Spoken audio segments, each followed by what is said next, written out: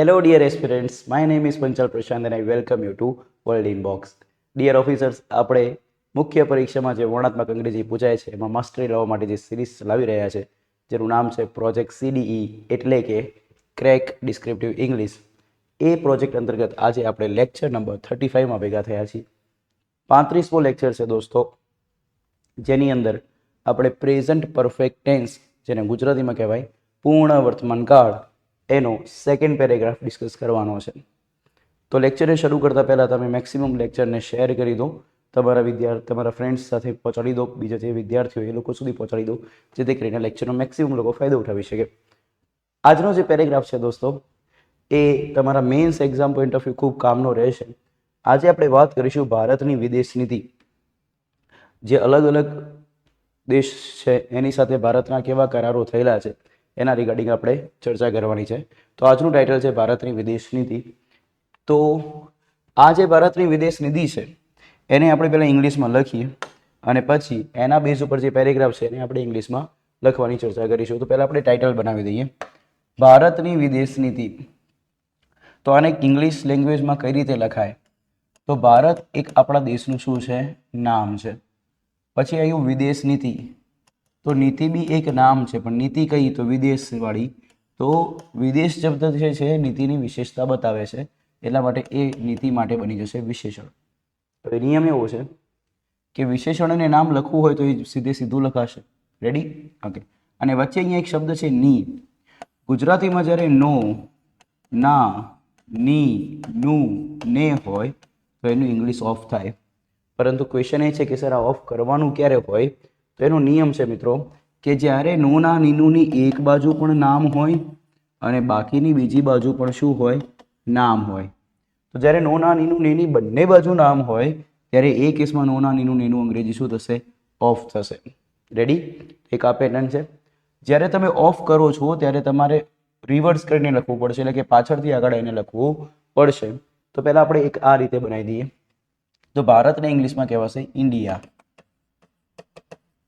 વિદેશ નીતિ, નીતિને કહેવાય પોલિસી અને વિદેશને કહેવાય ફોરેન.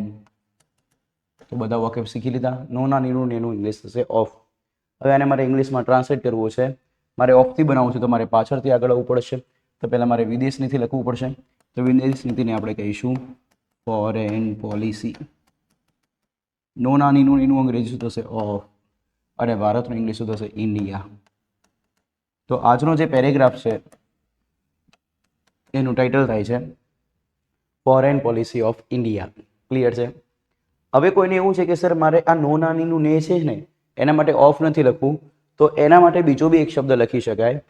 આ કેસમાં ભારતની વિદેશ નીતિ જ્યારે બોલીએ છીએ ત્યારે આ ભારત જે શબ્દ છે એ આ વિદેશ નીતિ ઉપર પોતાની માલિકી બતાવે છે અને માલિકીને ઇંગ્લિશમાં કહેવાય પોઝેસિવનેસ. શું કહેવાય? પોઝેસિવનેસ. આ સ્પેલિંગ ખાસ યાદ રાખજો લખવા પોઈન્ટ ઓફ વ્યૂ, અને MCQ વાળી જે એક્ઝામ આવે છે એ point of view B spelling આમનો છે. હવે આ પોઝેસિવનેસના સ્પેલિંગમાં સૌથી વધુ રિપીટ થતું લેટર છે મિત્રો એસ. તો ગ્રામેરિયને કર્યું છે શું કે આટલું મોટું ના લખવું હોય માલિકી માટે, તો તમે ખાલી આ સ્પેલિંગને શોર્ટ કરવા માટે એક ચિહ્ન બનાવો છો. એ ચિહ્નને કહેવાય એપોસ્ટ્રોફી, અને એની પાછળ જે સૌથી વધુ રિપીટ થતો લેટર છે ને એ લખવામાં આવે છે, જે છે એસ, અને એટલા માટે બને છે એપોસ્ટ્રોફી એસ. ક્લિયર? અને એપોસ્ટ્રોફી એસનું બી કામ શું છે? માલિકી બતાવવાનું. તો જો હું નોના નીનું નેની જગ્યાએ હું એપોસ્ટ્રોફી એસ લખીશ તો રૂલ એવું બનશે કે એપોસ્ટ્રોફી એસ વાળી વાત જ્યારે કરીએ ત્યારે વસ્તુ સીધી લખાશે. એનો અર્થ એ છે, હું કહેવા આવું માગું છું કે જો હું અહીંયા એપોસ્ટ્રોફી એસ લખીશ તો આખી વાત સીધી આવશે. તો ભારતની વિદેશ પોલિસીને એપોસ્ટ્રોફી એસ થી લખ્યું તો આવી રીતે લખાશે India's foreign policy.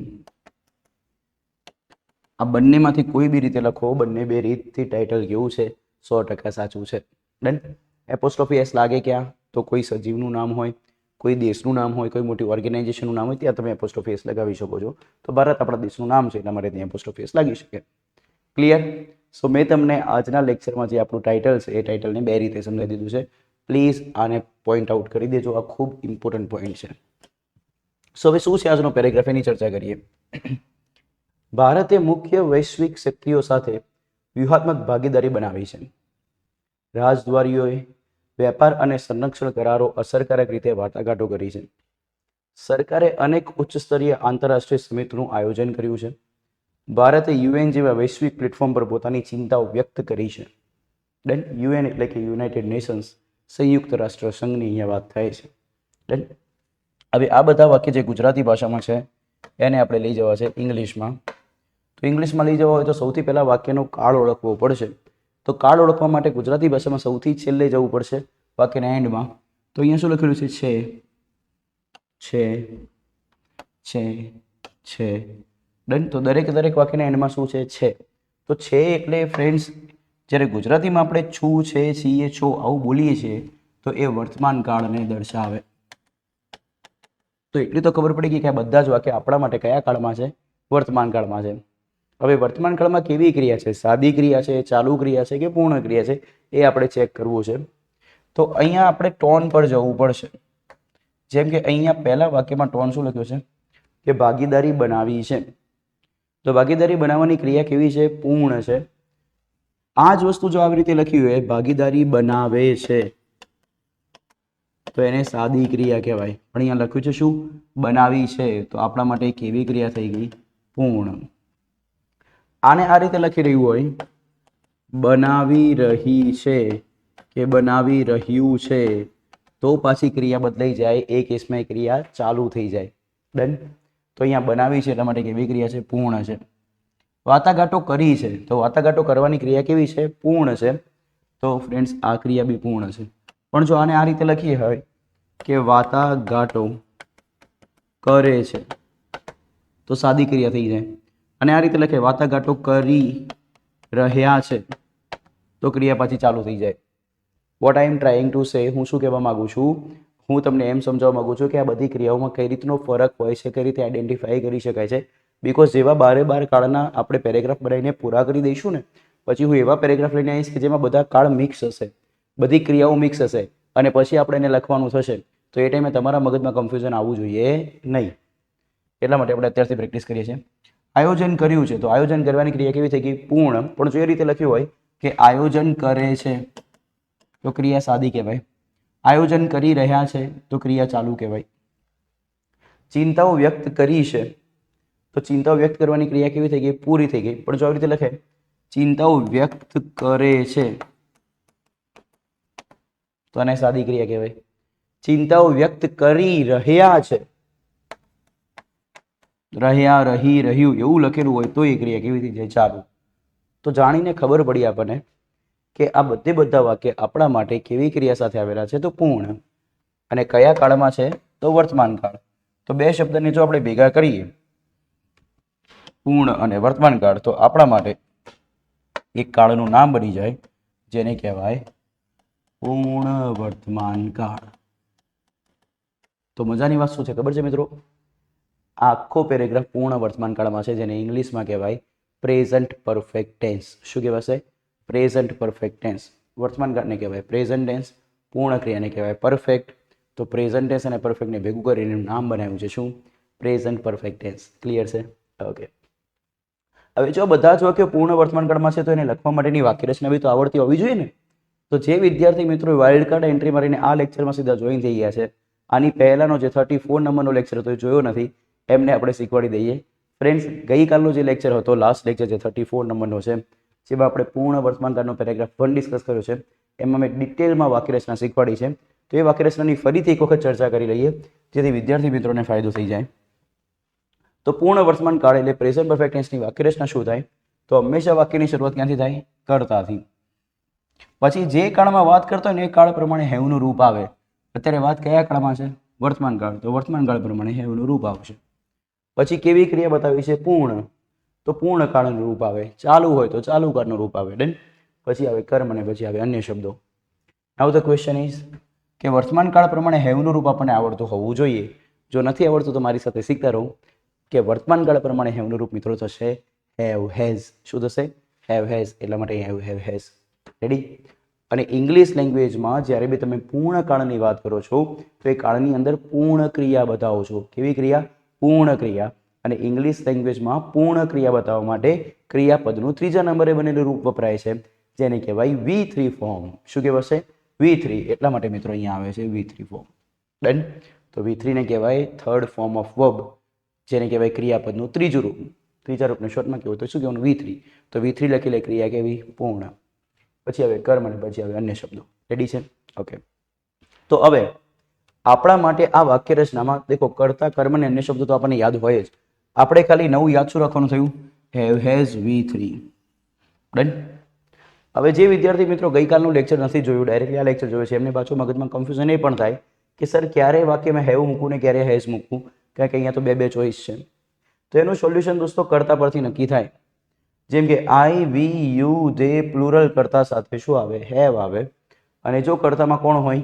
He, she, it singular હોય તો એવા કર્તા સાથે શું આવે? હેઝ આવે. તો ફરીથી I, we, you, they plural સાથે હેવ આવે. હી, શી, ઇટ સિંગ્યુલર સાથે હેઝ આવે. વન્સ અગેન તમારે મારી સાથે બોલવાનું છે. Come on. I, we, you, they plural સાથે have. He, she, it singular સાથે હેઝ. હવે પ્લુરલ અને સિંગ્યુલરમાં શું ફરક છે એ બી કહી દઉં. આ બંને બે પહેલાં તો નામને બતાવે. જો વાક્યમાં આવતું નામ એકને બતાવતું હોય તો એવા નામને કહેવાય સિંગ્યુલર નામ. જો વાક્યમાં આવતું નામ એકથી વધુને બતાવતું હોય તો એવાને કહેવાય પ્લુરલ નામ. એકને બતાવતું એવા નામને ગુજરાતીમાં કહેવાય એકવચન નામ. એકવચનને ઇંગ્લિશમાં શું કહેવાય? સિંગ્યુલર. એકથી વધુને બતાવતું હોય તો એવાને ગુજરાતીમાં કહેવાય બહુવચન નામ. બહુવચનને શું કહેવાય? પ્લુરલ. તો પ્લુરલ નામ સાથે શું આવશે? હેવ. ને સિંગ્યુલર નામ સાથે શું આવશે? હેઝ. આવું આપણે યાદ રાખવું પડશે. તો આઈ હોપ તમને વાક્ય રચના બી ડિટેલમાં સમજાઈ ગઈ હશે. ફ્રેન્ડ્સ, હવે આપણે સરસ મજાના વાક્યોને ફ્રેમ કરવાની શરૂઆત કરીએ. તો સૌથી પહેલું વાક્ય, ભારતે મુખ્ય વૈશ્વિક શક્તિઓ સાથે વ્યૂહાત્મક ભાગીદારી બનાવી છે. આ સરસ મજાના વાક્યને આપણે ફ્રેમ કરીશું. તો સૌથી પહેલાં આપણે વોકેબ શીખીએ. તો બનાવવું. બનાવવા માટે છે ને ઘણા બધા રૂપો છે. જેમ કે બનાવવાની ક્રિયાને એક કહેવું હોય તો કહેવાય મેક કરવું. પછી બનાવવા માટે એક શબ્દ બીજો બી વપરાય, પ્રિપેર કરવું. અને બનાવવા માટે બીજો બી એક શબ્દ વપરાય જેને કહેવાય બિલ્ડ કરવું. રેડી? અહીંયા ભાગીદારી બનાવવાની વાત છે તો ભાગીદારી છે ને મેક ના થાય, પ્રિપેર ના થાય, ભાગીદારી બિલ્ડ કરવામાં આવે. ડન. આપણે ક્રિકેટ દેખતા હોય તો ક્રિકેટમાં ભાગીદારી જ્યારે થાય તો એમાં બિલ્ડ શબ્દ વપરાતો હોય છે. તો ભાગીદારી બનાવવા માટે આપણે બેટર વર્ડ લખીશું કયું? બિલ્ડ. તો અહીંયા બનાવવાનું મૂળ રૂપ જે બને છે ક્રિયાપદને શું છે? બિલ્ડ. પરંતુ અહીંયા શું લખ્યું છે? ભાગીદારી બનાવી છે. તો બનાવવાની ક્રિયા કેવી છે? પૂર્ણ. અને પૂર્ણ માટે તો આપણે કેવા રૂપની જરૂર પડે? V3. તો પ્રશ્ન એ છે કે શું તમને બિલ્ડનું V3 ફોર્મ આવડે છે? જો આવડતું તો વેલ એન્ડ ગુડ. બાકી ના આવડતું હોય ને તો અંગ્રેજી ભાષામાં સૌથી મોટી તકલીફ ના આવડવાનું કારણ એક જ છે કે લોકોને V2 ને V3 ફોર્મ નથી આવડતા હોતા. તમારે શું કરવાનું? ગૂગલ પર સર્ચ કરવાનું V2 and V3 form of verb. તો તમારે આખું લિસ્ટ આવી જશે. એ PDF ડાઉનલોડ કરીને ત્યાંથી V2 ને V3 તૈયાર કરી લેવાના. અને એ ના કરવું હોય તો પ્રોજેક્ટ સિરીઝના બધા વિડીયો જોઈ લેવાના. હું એટલા બધા V2 ને V3 ફોર્મ કરાવડી દઈશ કે તમારે એક્ઝામમાં જેટલા જરૂર હશે ને એના કરતાં વધારે ડેટા તમારી જોડે આવી જશે. ક્લિયર છે? ઓકે. તો બિલ્ડનું V3 ફોર્મ બનાવવું હોય તો આ ડી નીકળી જાય અને એની જગ્યાએ ટી લાગે અને શબ્દ બને બિલ્ડ. શું કરવું? બિલ્ડ. ડન. વ્યૂહાત્મક ભાગીદારી એક સારો શબ્દ છે. એક છે ભાગીદારી. તો ભાગીદારી એક નામ છે. ભાગીદારી કેવી? તો વ્યૂહાત્મક. તો આ એનું શું છે? વિશેષણ છે.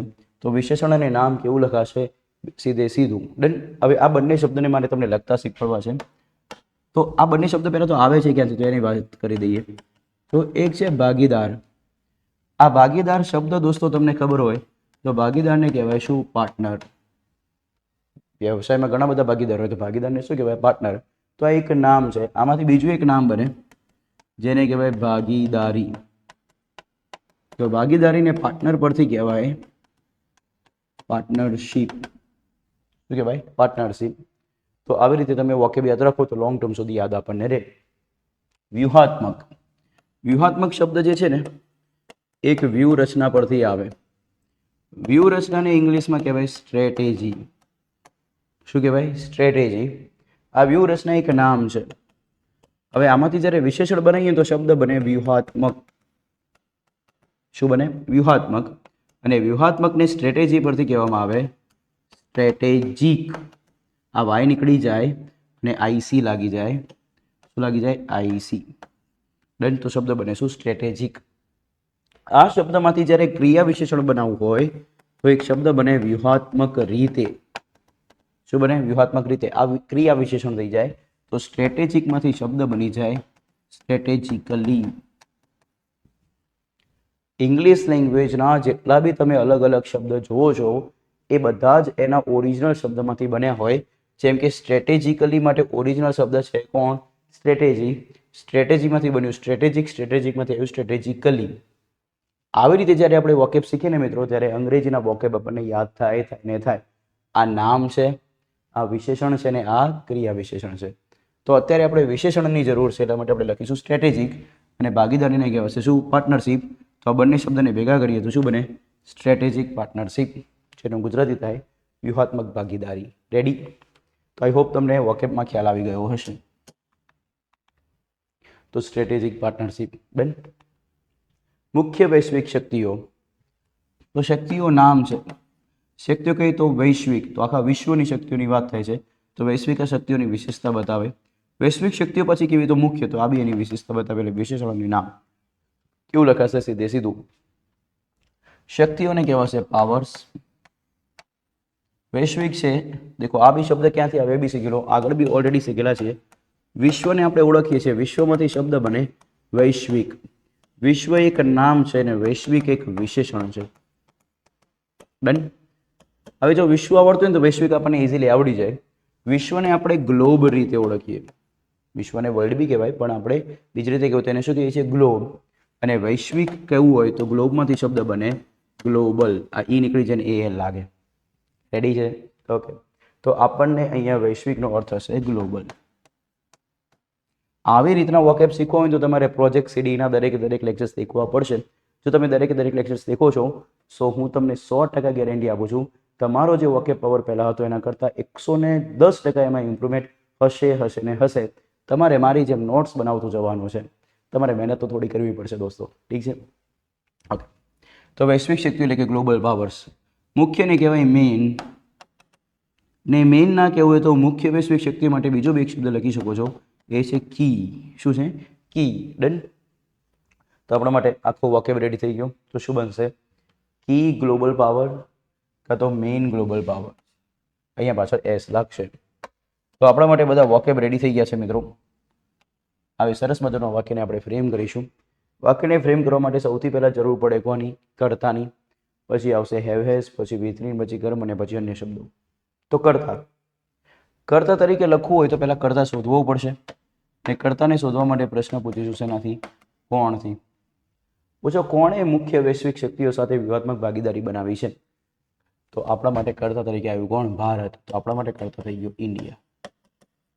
ક્લિયર? બીજા સ્ટેજમાં આવશે ક્રિયાપદ. ભાગીદારી બનાવી છે વર્તમાન કાળ છે. અને ભાગીદારી બનાવી છે તો બનાવવાની ક્રિયા પૂર્ણ છે, તો પૂર્ણ વર્તમાન કાળ થઈ ગયું. તો પૂર્ણ વર્તમાન કાળ ને લખવું હોય તો એની વાક્ય રચના છે હેવ હેઝ V3. હવે હેવ આવે કે હેઝ આવે કર્તા પરથી નક્કી થાય. કર્તામાં લખેલું છે ઇન્ડિયા. ઇન્ડિયા જે નામ છે ને એક દેશને બતાવે. એક દેશને બતાવે એટલે કેવું નામ કહેવાય? સિંગ્યુલર. અને સિંગ્યુલર નામ સાથે હંમેશા ફ્રેન્ડ્સ લાગશે હેઝ. ને પછી V3 બનાવવાની ક્રિયાનું V3 થશે બિલ્ડ. થર્ડ સ્ટેજમાં આવશે કર્મ. કર્મ માટે પ્રશ્ન પૂછવો પડશે શું અથવા કોનેથી. પૂછો ભારતે શું બનાવી છે? તો જવાબ મળે છે વૈશ્વિક શક્તિઓ સાથે વ્યૂહાત્મક ભાગીદારી. શું બને છે? વૈશ્વિક શક્તિઓ સાથે વ્યૂહાત્મક ભાગીદારી. તો આ આખો આપણો કર્મ છે. રેડી? તો હવે આપણે એને લખીશું. તો ગુજરાતી કરતાં ઇંગ્લિશ ઊંધું છે તો પાછળથી આગળ આવવું પડશે. તો પહેલાં વ્યૂહાત્મક ભાગીદારી લખવું પડશે, પછી સાથે લખવું પડશે, પછી વૈશ્વિક શક્તિઓ લખવી પડશે. તો ચલો સરસ મજાનું આપણે વાક્ય બનાવી દઈએ. તો વ્યૂહાત્મક ભાગીદારીને કહેવાશે સ્ટ્રેટેજિક પાર્ટનરશિપ. સાથેને કહેવાય ઇંગ્લિશમાં વિથ. સાથે એક પ્રીપોઝિશન છે. પ્રીપોઝિશનમાં સાથેનો મિનિંગ થશે વિથ. વૈશ્વિક શક્તિઓ. વૈશ્વિક શક્તિ પછી કેવી? મુખ્ય વૈશ્વિક શક્તિઓ. તો એને લખાશે શું? Main global powers. મેઇન ના લખો તો શું લખાય? કી. તો આપણા જોડે આખું વાક્ય રેડી થઈ ગયું. India has built strategic partnership with main global powers. તો આ હતું આજનું આપણું સરસ મજાનું વેરી ફર્સ્ટ સેન્ટેન્સ. હવે આપણે મૂવિંગ ફોરવર્ડ આગળ વધીએ, નેક્સ્ટ સેન્ટેન્સ તરફ જઈએ. રાજદ્વારીઓએ વેપાર અને સંરક્ષણ કરારો અસરકારક રીતે વાટાઘાટો કરી છે. ઓકે, સરસ મજાનું વાક્ય છે. આ વાક્યને પહેલા વોકેબ શીખીએ. આમાં સારા સારા શબ્દો છે. તો રાજદ્વારીઓને દોસ્તો ઇંગ્લિશમાં કહેવાય ડિપ્લોમેટ્સ. શું કહેવાય? ડિપ્લોમેટ્સ. હમણાં એક જોન અબ્રાહમનું મૂવી આવ્યું હતું ડિપ્લોમેટ, મસ્ટ વોચ મૂવી છે. એમાં એ જે બતાવ્યો છે પોતે રાજદ્વારી બતાવ્યો છે. દેન તેને શું કહેવાશે? ડિપ્લોમેટ. એકથી વધુ છે એટલે પાછળ એસ લાગી જશે એટલે ડિપ્લોમેટ્સ બનશે. બીજો શબ્દ છે વાટાઘાટ કરવું. આ શબ્દ જે છે ને છોકરીઓને જનરલી વધારે આવડતો જ હોય, બિકોઝ આપણે લોકો ફિમેલ મેમ્બર્સ વધારે વાટાઘાટ કરતા હોય. બોયઝ લોકો જનરલી જે હોય આપી દે એમ. જેમ કે કોઈ વસ્તુનો ભાવ છે, એના જોડે વાટાઘાટ કરીને ભાવ ઘટાડવાની ક્રિયા એટલે કે એને કહેવાય નેગોશિએટ કરવું. શું કરવું? નેગોશિએટ કરવું. તો એ જનરલી કળા ફિમેલ મેમ્બરમાં વધારે રહેલી હોય છે. તો વાટાઘાટ કરવું, વાટાઘાટ કરવાની ક્રિયાને શું કહેવાય? નેગોશિએટ કરવું. ઠીક છે. તો નેગોશિએટમાંથી આપણે જ્યારે થર્ડ ફોર્મ બનાવવું હોય ક્રિયાપદનું, અહીંયા વાટાઘાટો કરી છે, ક્રિયા પૂર્ણ છે, તો એનું V3 ફોર્મ લખવું પડશે. નેગોશિએટનું V3 ફોર્મ બનશે નેગોશિએટેડ. શું બનશે દોસ્તો? નેગોશિએટેડ. ઈ તો લાગેલો છે, પાછળ ખાલી શું લખી દેવાનું? ડી. વેપાર અને સંરક્ષણ કરારો. તો હવે રૂલ તમને ખ્યાલ છે કે અનેની પહેલા વાળો પાર્ટ પહેલા લખાય, અનેની પછી વાળો પાર્ટ પછી લખાય. વેપારને કહેવાશે દોસ્તો ટ્રેડ, અનેને કહેવાશે એન્ડ. હવે સંરક્ષણ કરારો વિશેષણનું નામ છે તો સીધું સંરક્ષણને કહેવાય ડિફેન્સ, કરારોને કહેવાશે એગ્રીમેન્ટ્સ. એક હોત તો એગ્રીમેન્ટ, એકથી વધુ છે એટલે શું આવશે? એગ્રીમેન્ટ્સ. તો આખું વાક્ય શું બન્યું? Trade and defence agreements. તો રેડી છે ટ્રેડ એન્ડ ડિફેન્સ એગ્રીમેન્ટ્સ. તો જેટલા વોકેબની જરૂર હતી બધા વોકેબ આપણે શીખી લીધા છે. એક વોકેબ હજુ બાકી છે, અસરકારક રીતે. તો એને બી શીખી લઈએ. તો અસરકારક રીતે ઇંગ્લિશમાં કઈ રીતે શીખાય? તો પહેલા તો આપણને ખબર હોવી જોઈએ અસર. આ શબ્દ ખબર હોવી જોઈએ. અસરને કહેવાય ઇફેક્ટ. શું કહેવાય? ઇફેક્ટ. આ એક નામ છે. ડન. આ નામમાંથી એક વિશેષણ બને જેને કહેવાય અસરકારક. અસરકારકને ઇંગ્લિશમાં કહેવાય ઇફેક્ટિવ. શું કહેવાય મિત્રો? ઇફેક્ટિવ. ડન. હવે આ વિશેષણમાંથી એક ક્રિયા વિશેષણ બને જેને કહેવાય અસરકારક રીતે. શું કહેવાય? અસરકારક રીતે. તો એ ઇફેક્ટમાંથી એનો શબ્દ બની, ઇફેક્ટિવમાંથી એનો શબ્દ બને ઇફેક્ટિવલી. ડન. તો દેખો ક્યાંથી કેવી રીતે આવે છે એ શીખવાનું થાય, ગોખવાનું થતું નથી. અસર નામ છે તો શું બન્યું? ઇફેક્ટ. અસરકારક વિશેષણ છે તો ઇફેક્ટ શબ્દની પાછળ IVE લાગ્યું તો બની ગયું ઇફેક્ટિવ. ક્રિયા વિશેષણ કોણ બન્યું? અસરકારક રીતે. તો ઇફેક્ટિવ જે વિશેષણ છે એની પાછળ એલવાય લગાવવાનું, એ શબ્દ બને ઇફેક્ટિવલી. રેડી? તો આપણે અહીંયા લખવાનું છે અસરકારક રીતે, તેને આપણે લખીશું શું? ઇફેક્ટિવલી. આ આવે છે ક્યાંથી? તો આવી રીતે આવે છે. આવા સરસ મજાના વોકેબ દોસ્તો તમને પ્રોજેક્ટ CD થ્રુ શીખવા મળે છે. તો ફ્રેન્ડ્સ મેક્સિમમ લાઇક અને શેર તો કરવાનું બને છે, અને તમે કમેન્ટ ખાસ કરીને બતાવો કે તમને મારો વોકેબ પાવર ઇમ્પ્રૂવ થયો છે. જો ઇમ્પ્રૂવ થયો તો લખો ઇમ્પ્રૂવ ઇમ્પ્રૂવ ઇમ્પ્રૂવ ઇમ્પ્રૂવ. તો મને આઈડિયા આવશે કે યસ તમારા સુધી કન્ટેન્ટ જે પહોંચે છે એનાથી તમને બહુ જ ફાયદો થાય છે. તો સૌથી પહેલાં આપણે વાક્ય રચનામાં કર્તાની જરૂર પડશે. તો કર્તાને શોધવા માટે કોણથી પ્રશ્ન પૂછવો પડશે. પૂછો કોણે વાટાઘાટો કરી છે? તો જવાબ મળે છે રાજદ્વારીઓએ. રાજદ્વારીઓ આપણા માટે કર્તા થઈ ગયો, તો એને ઇંગ્લિશમાં કહેવાશે ડિપ્લોમેટ્સ. તો અહીંયા આપણે લખીશું ડિપ્લોમેટ્સ. સેકન્ડ સ્ટેજમાં આવશે ક્રિયાપદ. વાટાઘાટો કરી છે એટલે વર્તમાન કાળ થશે, અને કરી છે એટલે પૂર્ણ ક્રિયા છે. તો આ વાક્ય બનશે પૂર્ણ વર્તમાન કાળનું, જેની વાક્ય રચના થાય હેવ હેઝ V3. હેવ આવે કે હેઝ આવે કર્તા પરથી નક્કી થાય. કર્તા તરીકે કોણ છે? ડિપ્લોમેટ્સ. ડિપ્લોમેટ્સ એકથી વધુને બતાવે એટલા માટે એને બહુવચન કહેવાય. અને બહુવચન ઇંગ્લિશમાં શું કહેવાય? પ્લુરલ. અને પ્લુરલ કરતા સાથે શું આવે? હેવ. એટલા માટે ઓફિસર્સ આપણે અહીંયા મૂકીશું હેવ. અને એના પછી આવશે V3. તો નેગોશિએટનું V3 થશે નેગોશિએટેડ. રેડી છે? ઓકે. સો આપણું વાક્ય બન્યું ડિપ્લોમેટ્સ હેવ નેગોશિએટેડ. હવે કરવા માટે પ્રશ્ન પૂછીશું શું અથવા કોનેથી. પૂછો રાજદ્વારીઓ એટલે કે ડિપ્લોમેટ્સે શું વાટાઘાટો કરી છે? તો જવાબ મળે છે કોની વાટાઘાટો કરી છે કાં તો શું વાટાઘાટો કરી છે? તો જવાબ મળશે આપણે શું? વેપાર અને સંરક્ષણ કરારો વિશે. ડન. તો આ આપણા માટે કર્મ છે. તો કર્મને લખવું હોય તો કર્મમાં આપણે શું લખવું પડશે? વેપાર અને સંરક્ષણ કરારો. વેપાર એટલે ઇંગ્લિશમાં કહેવાશે દોસ્તો ટ્રેડ, સંરક્ષણને કહેવાશે ડિફેન્સ. તો અહીંયા બનશે ટ્રેડ એન્ડ ડિફેન્સ. કરારોને કહેવાશે એગ્રીમેન્ટ્સ. હવે વધેલા શબ્દો જે છે એને અન્ય શબ્દો કહેવાશે. અન્ય શબ્દો ક્યાં આવશે? વાક્યના અંતમાં. તો શું વધ્યું? અસરકારક રીતે, જે આપણા માટે ક્રિયા વિશેષણ છે. તો અસરકારક રીતે ક્યાં લખીશું? વાક્યના એન્ડમાં. તો અહીંયા આવશે અસરકારક રીતે ઇંગ્લિશમાં કહેવાશે ઇફેક્ટિવલી. તો શું બન્યું વાક્ય? Diplomats have negotiated trade and defence agreements effectively. Clear? આ અસરકારક રીતે ક્રિયા વિશેષણ કેમ બને? કારણ કે વાટાઘાટ કરવાની ક્રિયાની વિશે માહિતી આપે છે, ક્રિયાની વિશેષતા બતાવે છે કે વાટાઘાટો કરવાની ક્રિયા કેવી રીતે થઈ, તો અસરકારક રીતે થઈ. જે શબ્દ ક્રિયાની વિશેષતા બતાવતો હોય એવા શબ્દને ક્રિયા વિશેષણ કહેવાય દોસ્તો. એટલા માટે આપણા માટે ક્રિયા વિશેષણ છે. ડન. તો આખું વાક્ય ફરીથી વાંચીએ. Diplomats have negotiated trade and defence agreements effectively. See, English જે છે ને મેથ્સ અને રિઝનિંગના જેમ એકદમ ટોટલ લોજિકલ છે. તમારે લોજિક શીખતું જવાનું છે, ગોખવાનું થતું નથી. જેટલું લોજિકલી શીખશો એટલું વધારે સમજાશે અને વધારે યાદ રહેશે અને એટલી સ્પીડમાં તમે લખી બી શકશો. નેક્સ્ટ, સરકારે અનેક ઉચ્ચ સ્તરીય આંતરરાષ્ટ્રીય સમિટનું આયોજન કર્યું છે. તો સૌથી પહેલાં આપણે વોકેબ શીખી લઈએ. આયોજન કરવું, આયોજન કરવાની ક્રિયાને કહેવાય, અલગ અલગ શબ્દ છે. આયોજન કરવાની ક્રિયાને કહેવાય એક તો પ્લાન કરવું. બીજું, જ્યારે સરકાર આવી બધી સમિટનું આયોજન કરતી હોય ને તો એ પોતે હોસ્ટ કરે એવું બી કહી શકાય. તો અહીંયા આયોજન કરવાની ક્રિયા માટે સારો શબ્દ શું લખીશું? હોસ્ટ કરવું. તો આપણા માટે હોસ્ટ જે ક્રિયાપદ છે એમાં આયોજન કર્યું છે તો ક્રિયા પૂર્ણ છે. તો પૂર્ણ ક્રિયા માટે V3 લખવું પડશે અને V3 ફોર્મ હોસ્ટનું બનશે, ઈડી લાગી જાય અને શબ્દ બને હોસ્ટેડ. શું બને? હોસ્ટેડ. તો હોસ્ટ કરવું એટલે કે આયોજન કરવું. એના પછી અનેક ઉચ્ચ સ્તરીય, ઉચ્ચ સ્તરીયને કહેવાય હાઈ લેવલ. સ્તર એટલે લેવલ ને ઉચ્ચ એટલે હાઈ. અનેકને કહેવાય મલ્ટિપલ. અનેક માટે બીજો બી શબ્દ તમે લખી શકો ઘણાના સેન્સમાં, મેની. ઠીક છે? તો મલ્ટિપલ હાઈ લેવલ, તો અનેક સ્તર માટે બની ગયું મલ્ટિપલ હાઈ લેવલ. આંતરરાષ્ટ્રીય સમિટ, તો સમિટ એક નામ છે. સમિટ કેવી? આંતરરાષ્ટ્રીય. તો એ વિશેષણ છે. વિશેષણ અને નામ કેવું લખાશે? સીધે સીધું. તો અહીંયા લખાશે આંતરરાષ્ટ્રીય નહીં કહેવાય international.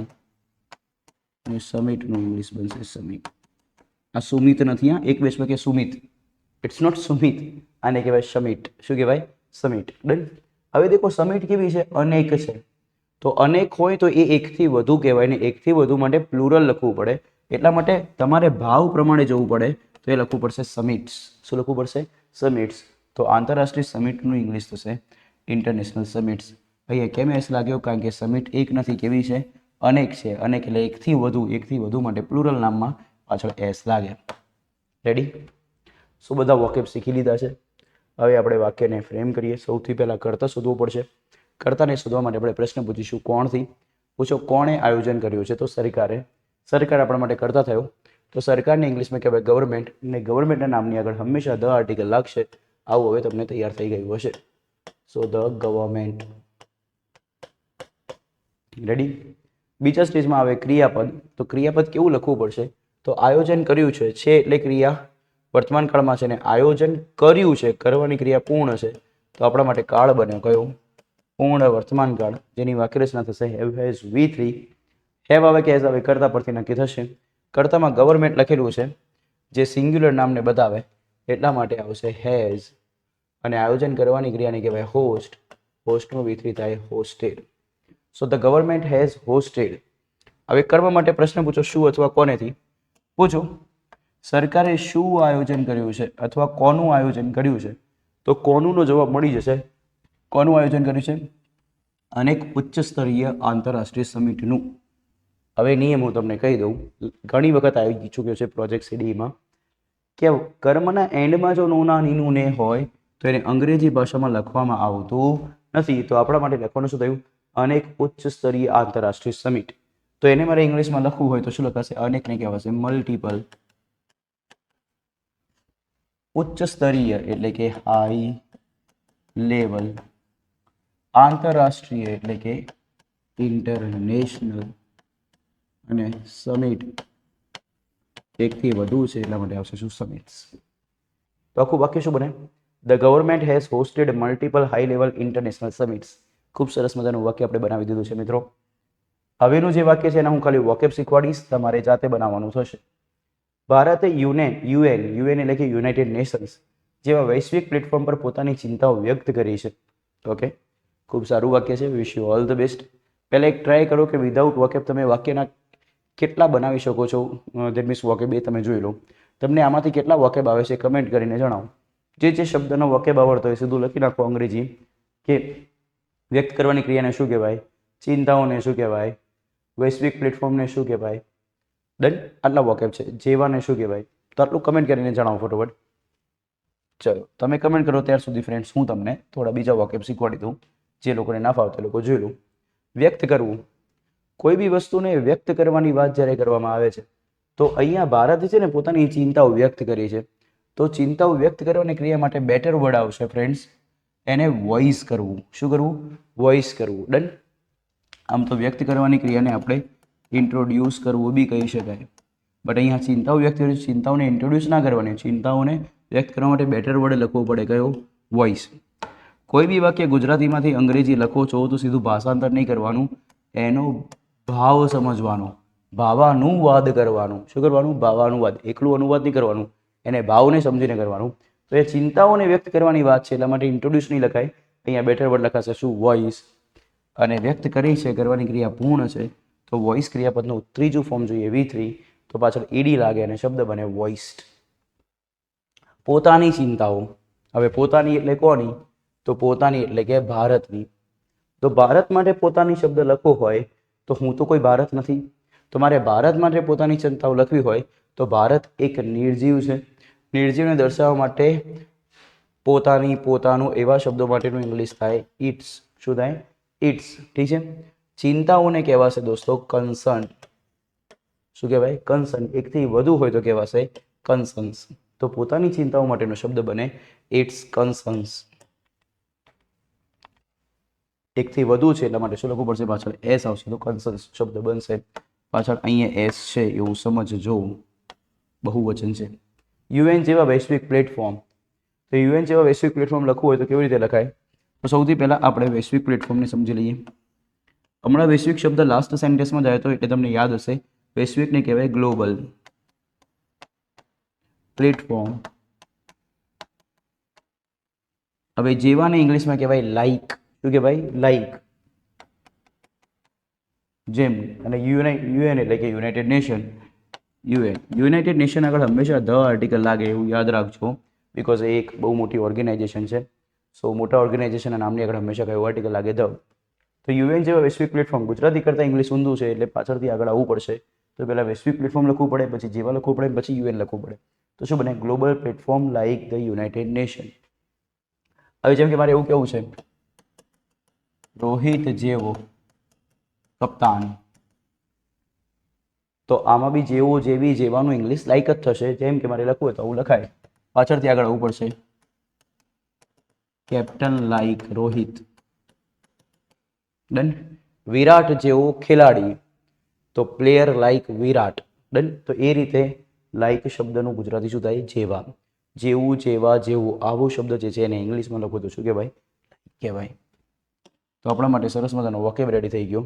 Global platform like the United nation, જેને શોર્ટમાં આપણે યુએન કહીએ છીએ. જેના પર ચિંતાઓ વ્યક્ત થાય છે, વ્યક્ત કરવા માટે પર શબ્દનું ઇંગ્લિશ થશે શું? ઓન. રેડી છે? તો બધા વોકેબ થઈ ગયા છે. હવે આપણે એને સરસ મજાનું ફ્રેમ કરીશું. તમે વિડીયો પોઝ કરો દોસ્તો અને આ સેન્ટેન્સને પહેલાં વોકેબનો ઉપયોગ કરીને જાતે ફ્રેમ કરવાની શરૂઆત કરી નાખો. કમેન્ટ કરજો દોસ્તો, તો મને આઈડિયા આવશે કે તમારાથી સેન્ટેન્સ ફ્રેમ થાય છે કે નહીં. તો સૌથી પહેલાં આપણે કર્તા લખીશું. કર્તા માટે શોધવું પડશે, પૂછવો પડશે પ્રશ્ન કોણથી. પૂછો કોણે ચિંતાઓ વ્યક્ત કરી છે? તો ભારતે. તો આપણા માટે કર્તા થઈ ગયો ભારત. ભારત એટલે કે ઇન્ડિયા. સેકન્ડ સ્ટેજમાં આવશે ક્રિયાપદ. વ્યક્ત કરી છે તો વ્યક્ત કરવાની ક્રિયા પૂર્ણ છે તો આવશે પૂર્ણ ક્રિયા, અને છે એટલે વર્તમાનકાળ એટલે લખાય પૂર્ણ વર્તમાનકાળ. પૂર્ણ વર્તમાનકાળની વાક્યરચના બને મિત્રો હેવ હેઝ V3, હવે હેવ લખવું કે હેઝ લખવું એ કરતા પરથી નક્કી થશે. કરતા કોણ છે? ઇન્ડિયા. ઇન્ડિયા એકને બતાવે એટલે કેવું નામ? સિંગ્યુલર. ને સિંગ્યુલર કરતા સાથે શું આવે? હેઝ. આ થયું આખું લોજિક. એમને હવામાંથી હેઝ આવતું નથી. લોજિક ખબર હોવી જોઈએ, બસ લોજિક જ શીખવાનું છે. હેઝના પછી આવશે V3 ફોર્મ. ને વ્યક્ત કરવાની ક્રિયા જ્યારે ચિંતાઓને વ્યક્ત કરવા માટે થતી હોય ત્યારે દોસ્તો આવશે વોઇસ. ને વોઇસનું V3 બનશે વોઇસ્ડ. તો ઇન્ડિયા હેઝ વોઇસ્ડ. ક્લિયર? હવે પૂછો શું વ્યક્ત કરી છે? કર્મ શોધવા માટે શું કે કોનેથી પ્રશ્ન પૂછો તો શું વ્યક્ત કરી છે? તો જવાબ મળે છે પોતાની ચિંતાઓ વ્યક્ત કરી છે. શું વ્યક્ત કરી છે? પોતાની ચિંતાઓ. તો પોતાની ચિંતાઓનું ઇંગ્લિશ થશે ઇટ્સ કન્સર્ન્સ. હવે વધેલા જે શબ્દો છે એ બધા અન્ય શબ્દો છે.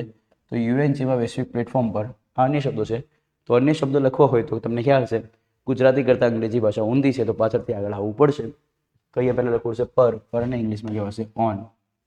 વૈશ્વિક પ્લેટફોર્મ એટલે કે ગ્લોબલ પ્લેટફોર્મ.